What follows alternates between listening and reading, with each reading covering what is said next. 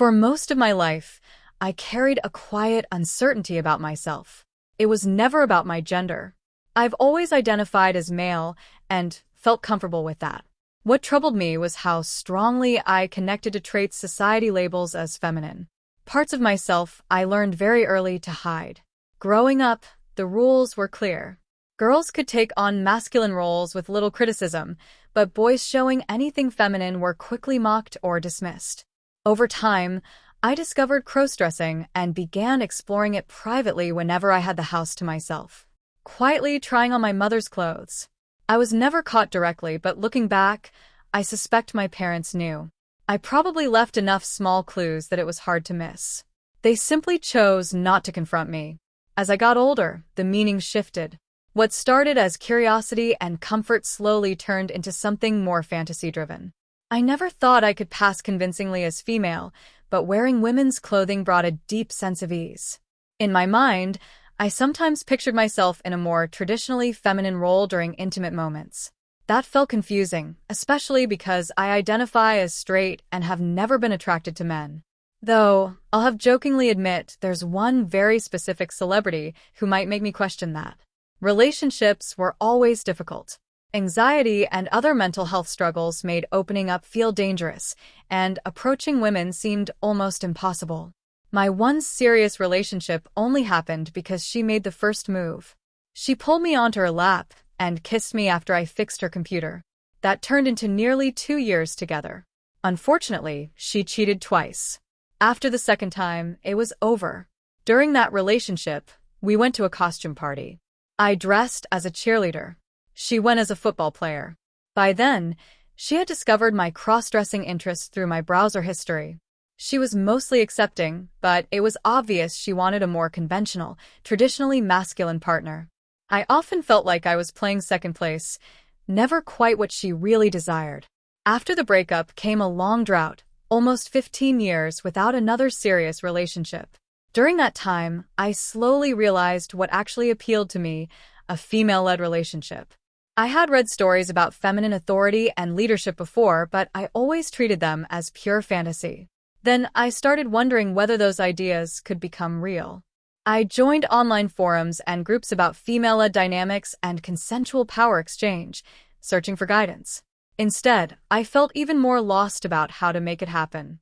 Eventually, I found a local professional dominatrix who offered structured, non-intimate sessions. Everything carefully designed to stay within legal boundaries. Despite how hard it normally was for me to approach women, I managed to send her an email. It felt safer than regular dating. After several thoughtful messages back and forth, we agreed to meet for lunch. Just an open, judgment-free conversation. She gave clear instructions. Arrive early, dress neatly, no jeans, t-shirts, hats, or casual shoes. Request a booth, and leave a note with the hostess, so she could find me. I sat there extremely nervous. Envelope with the consultation fee in my pocket, second-guessing everything. When she arrived, fashionably late, I immediately noticed her vivid red hair and striking presence. We ordered drinks and surprisingly the same carrot cake dessert. Conversation flowed easily. We talked about my dating struggles, my lack of experience with BDSM, my interest in feminization and cross-dressing, and even my mild seizure condition.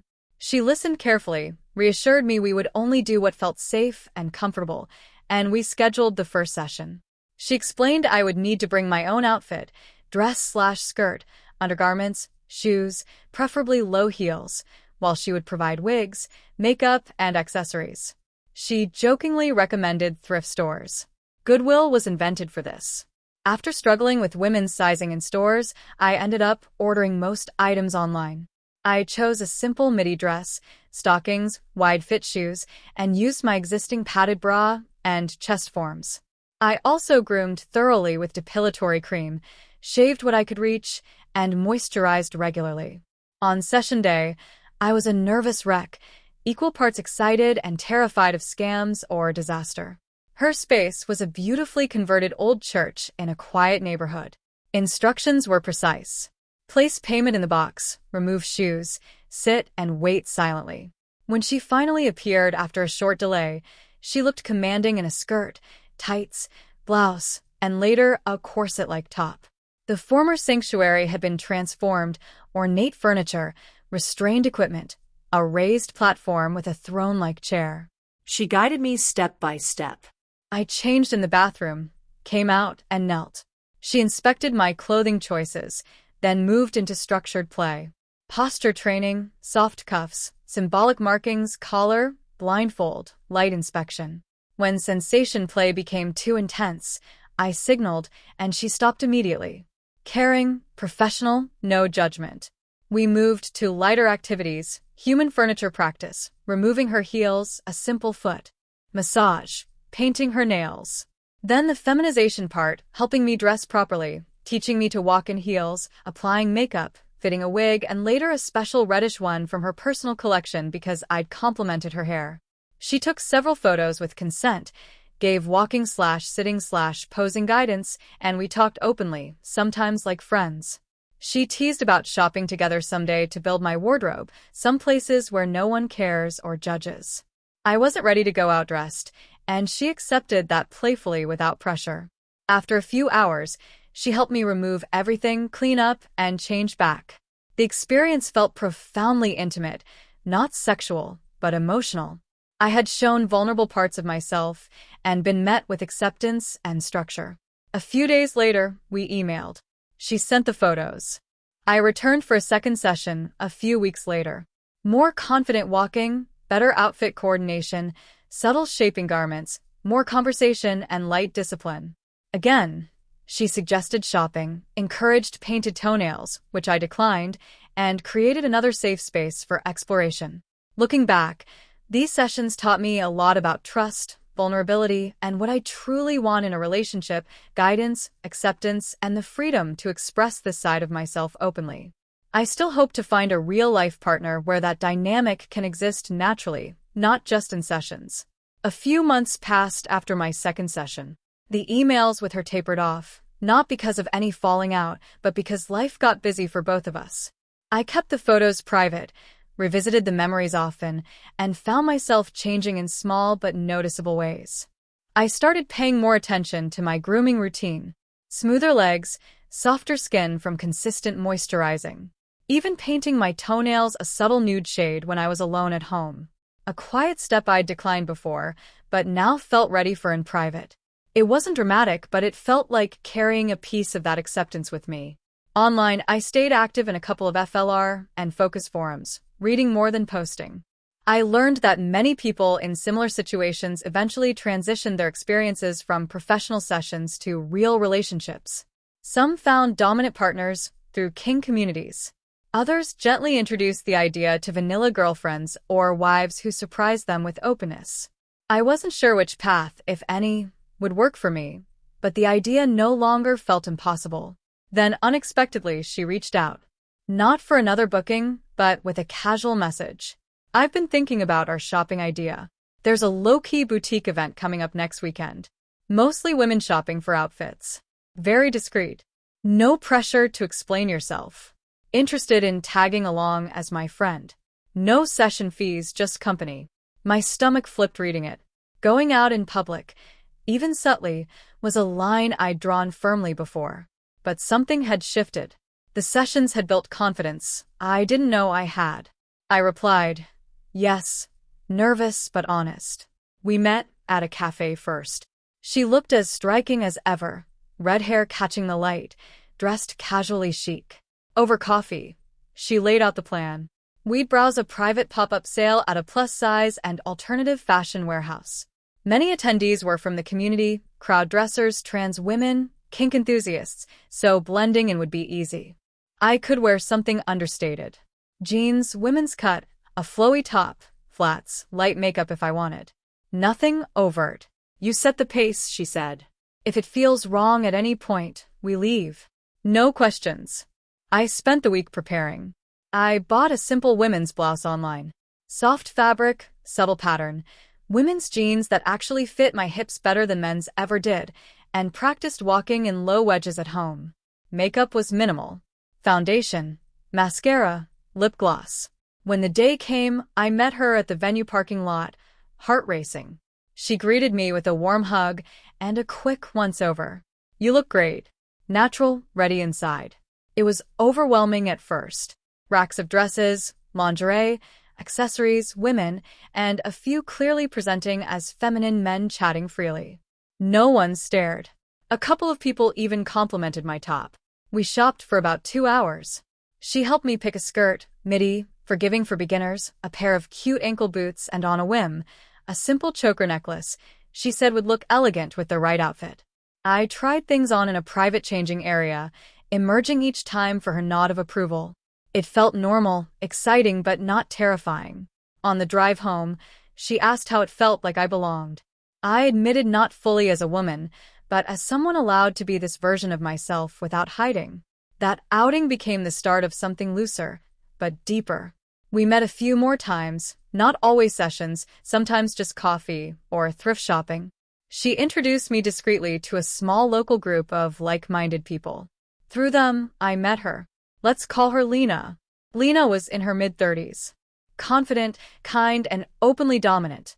She'd been in FLRS before and was looking for someone submissive who wanted structure without extremes. We talked for weeks online first, then met in neutral settings. Our first real date was simple dinner, then back to her place where she asked me to change into something feminine. I had brought the skirt and top from the boutique day. No pressure for anything sexual. Just sitting together, her guiding my posture, complimenting how I carried myself, occasionally giving gentle corrections. It felt like the sessions, but warmer, more personal. Over time, we built rules. I handle certain household tasks when I'm over. Always defer to her decisions on small things and present femininely during our time together. In return, she provides the guidance, affirmation, and safety I've craved. It's not perfect. I still have days of doubt. Old anxieties creep in, and we negotiate boundaries constantly. But for the first time, this side of me isn't hidden or paid for. It's welcomed, nurtured, even celebrated in a real relationship. I don't know if is the exact label anymore. Maybe it's just being the softer, more submissive partner in a loving FLR. Whatever it is, it feels right. 6 months into things with Lena, and the rhythm of our FLR has settled into something surprisingly natural. What started as date nights with me presenting femininely has evolved into more structured routines. We don't live together yet.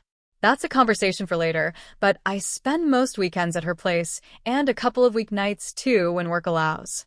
The rules are clear and consensual, discussed and adjusted regularly. I arrive dressed in whatever feminine outfit she picks or approves in advance. Often something simple like a skirt and blouse for evenings or a lingerie under my clothes if it's casual. Household chores fall to me. Cooking dinner, cleaning, laundry done with attention to detail because a good takes pride in service. Deference is constant. I ask permission for small things, what to eat, when to sit, use ma'am or Miss Lena when we're alone, and defer to her decisions on plans, purchases, even my grooming. And return. She provides structure, praise when I do well, gentle corrections, a firm word, a light swat or time in the corner if needed, and lots of affirmation. She loves seeing me blush when she compliments my legs and stockings or how pretty my makeup looks after I practice. One weekend stands out. She decided it was time for full immersion at home. No boy clothes allowed from Friday evening until Sunday night. I packed a small suitcase, dresses, heels, nighties, my growing collection of panties and bras, plus makeup, and a wig she'd helped me choose, a soft auburn one that frames my face nicely. When I arrived, she greeted me at the door in her favorite dom outfit, leather skirt, corset top, and immediately had me change in the hallway. Strip, sweetie, let's get you properly dressed for the weekend. I obeyed, folding my male clothes neatly as instructed, then slipped into the outfit she laid out. Black lace panties, matching bra with inserts, sheer thigh highs, a fitted black dress that hugged my shaped waist thanks to the light corset training we'd started, and 3-inch heels I'd finally gotten comfortable in. She inspected me head to toe, adjusting straps, smoothing fabric, running her fingers along my smooth legs. I'd shaved that morning. Perfect, she said, kissing my forehead. My pretty little the weekend felt like a deeper version of the sessions. Posture training while I cooked, back straight, steps small and graceful, serving her dinner on my knees first to present the plate, then eating at her feet while she fed me bites. We watched movies with me curled against her, her hand occasionally petting my hair or tracing my collar, a slim locking one she bought me, worn only at her place for now. There was light play, too. Over-the-knee spanking for forgetting to curtsy when entering a room, nipple clamps during a timeout when I got too chatty. Nothing extreme, but enough to remind me of my place and make me feel owned in the best way. Sunday afternoon, she surprised me. "You've earned an outing, just a short one. We're going to the park nearby. No one will notice if you're subtle." My heart raced. I'd only been out dressed during that boutique shopping day before. This was different. Daylight, public, no crowd to hide in. She chose my outfit carefully. Women's jeans, high-waisted, fitted, a flowy tunic top, flats, light makeup, no wig, my own hair styled femininely, and a thin scarf to soften my neckline. We walked hand in hand, a few glances, but nothing hostile, mostly people minding their own business. We sat on a bench. She had me rest my head on her shoulder while she scrolled her phone. "See, the world doesn't end. And you look adorable." That small victory unlocked something. Back home, I cried.